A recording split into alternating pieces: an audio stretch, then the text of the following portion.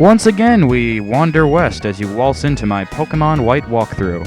Hey guys, I'm DeoGenZ. Love the tongue twisters. I just absolutely do.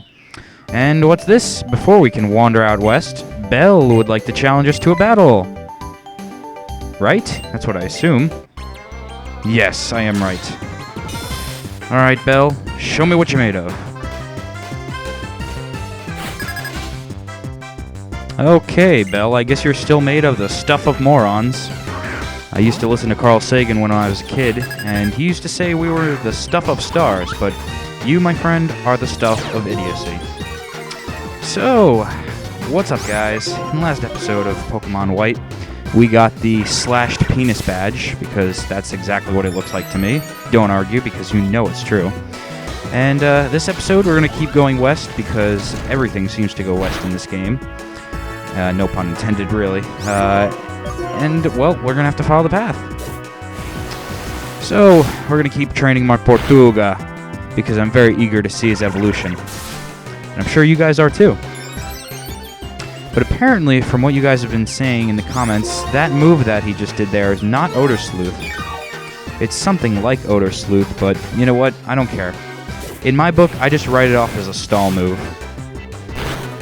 I don't really care for the technical name. I mean, if anybody knows it, please go ahead and comment below. I'll give out more test cyber cookies because they're delicious. Chocolate chippity. But, yeah, you know, it's really pointless for him to use. Maybe it beefed up his defense, but since he's not even going to be offensive here, it's not really going to matter. Or she, sorry.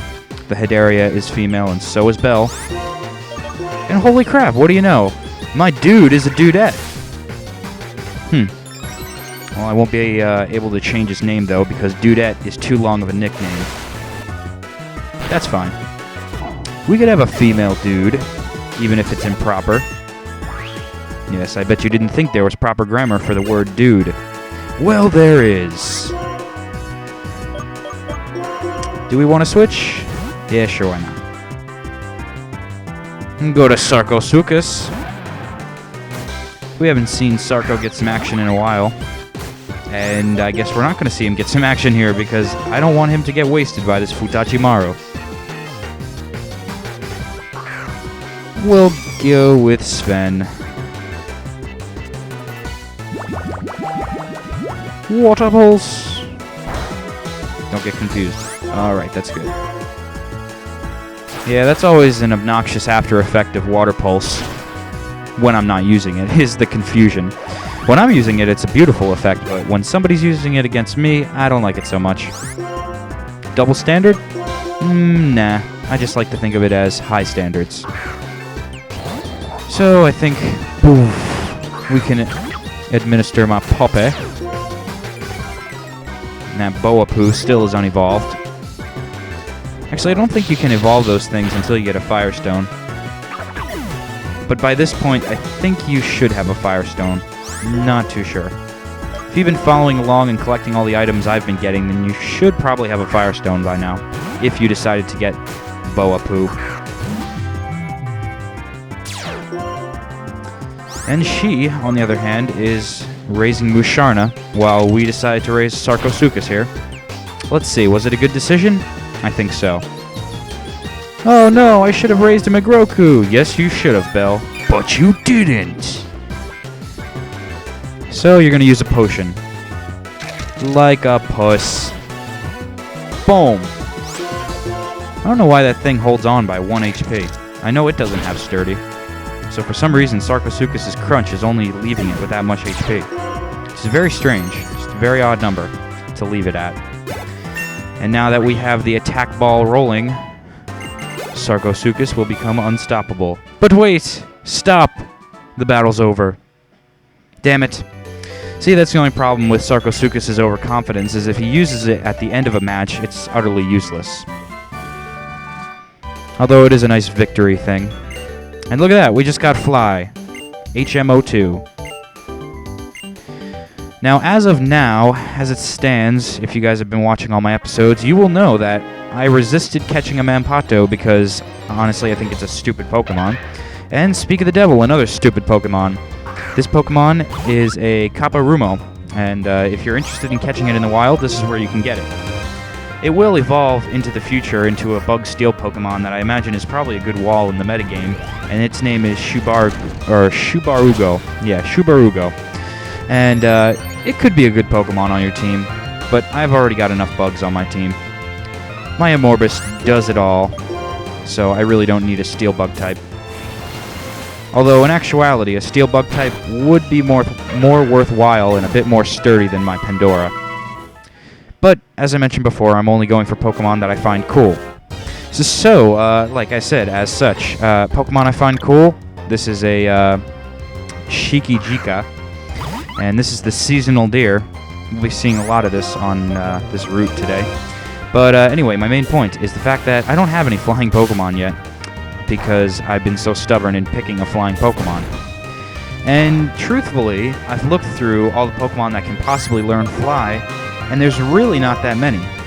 At least not that many that we can get early on in the game, or at this point now, to where we can utilize Fly. So, I'm not sure exactly what Pokemon I'm going to use. So jury's still up for that. If you guys have any comments to leave below about what I should probably raise, go ahead and do so. And I'd love to hear your guys' opinion on what should be my fly guy. Not shy guy, my fly guy. Okay, so all on this route are these scientist dudes here. They only have one Pokemon each. And guess what it is? It's a Shikijika! Now, of course, this is probably a surprise to you, or it doesn't matter to you, but it matters to me because I'm the editor on this video. And there are so many Shikijikas. I was gonna say something, never mind. Anyway, it's complete bullshit.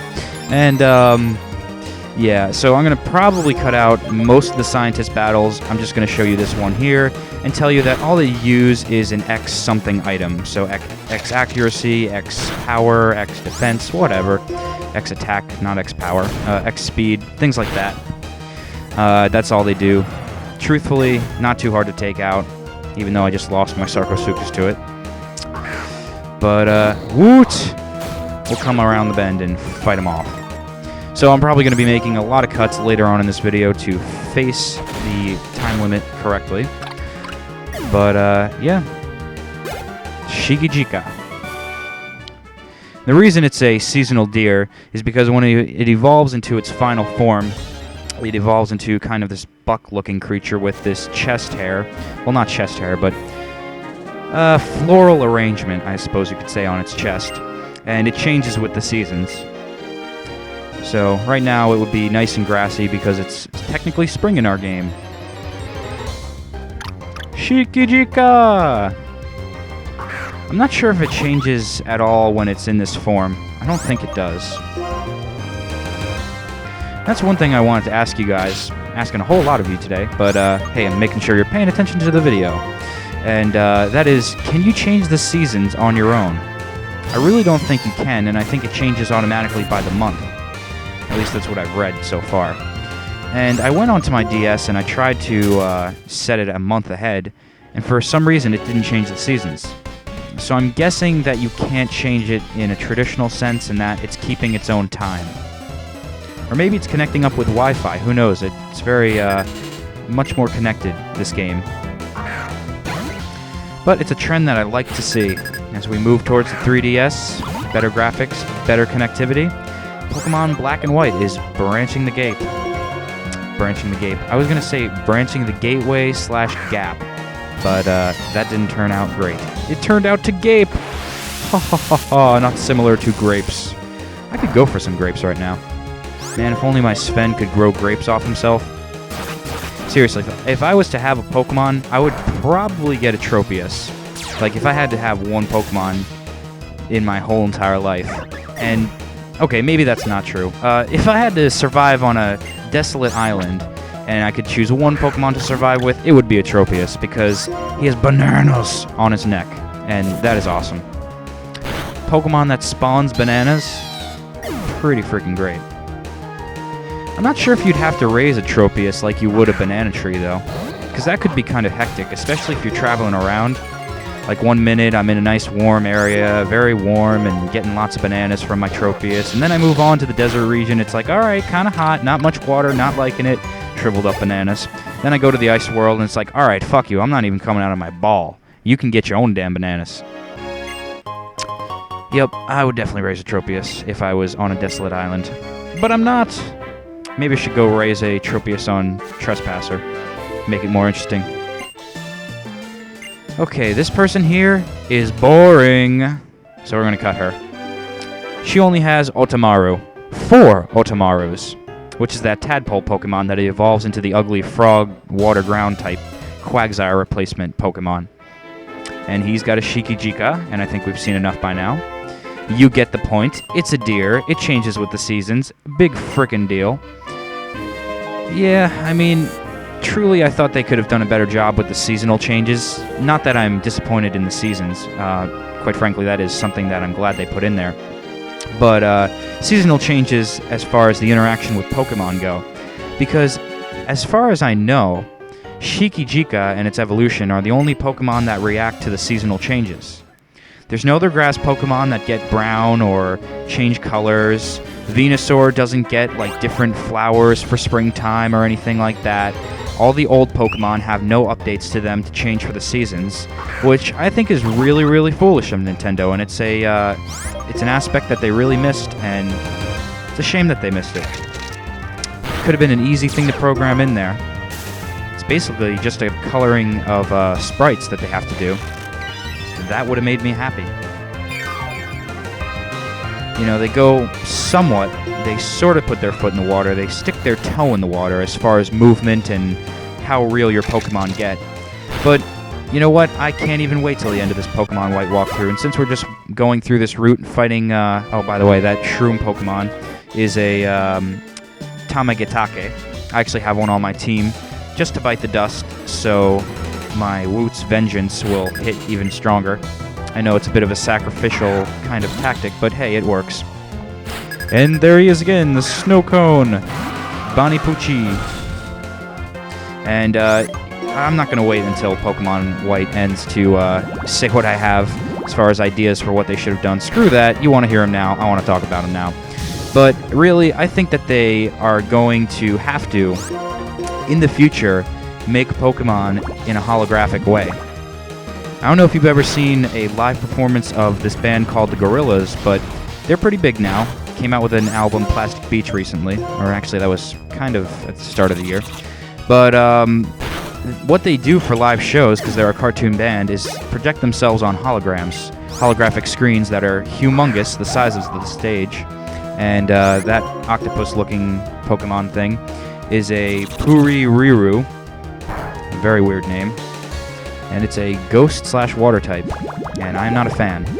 Although that's pretty cool that this is a ghost/water type, because it is now the only ghost/water type.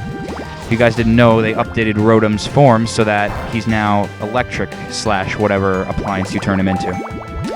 Anyway, getting back to the main point I had, I think that in the future, Pokemon will be projected outward, out of the screen, not just towards your face, but out into the real world. I could definitely foresee Nintendo putting some kind of reflective mirrors on the front that fold out of a DS or something, and are able to create a holographic image.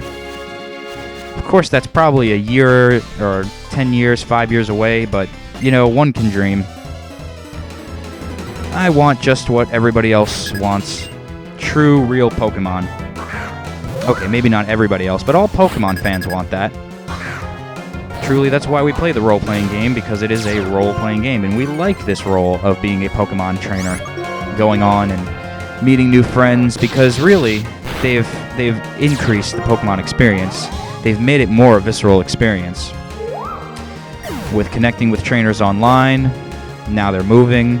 It's only a matter of time before they're in full 3D and in our world, walking, talking, well, not talking, but making funny noises and battling by our side. It's ambitious, but I'm calling it here. Nintendo's gonna do it. If any company does, Nintendo would. They like taking leaps in technology and seeing what happens, whether it's good or bad. Good being 3DS technology, bad being Wii Waggle, but hey, the whole Wii experience was not bad. And as we move on to whatever the hell else Nintendo has planned, I'm sure that they will be heightening the Pokemon experience along with it. But unfortunately, I'm going to have to step off my soapbox here of Pokemon awesomeness and end the episode because we've come upon the time limit, guys. So in the next episode, we will keep going on this route to see what's at the end.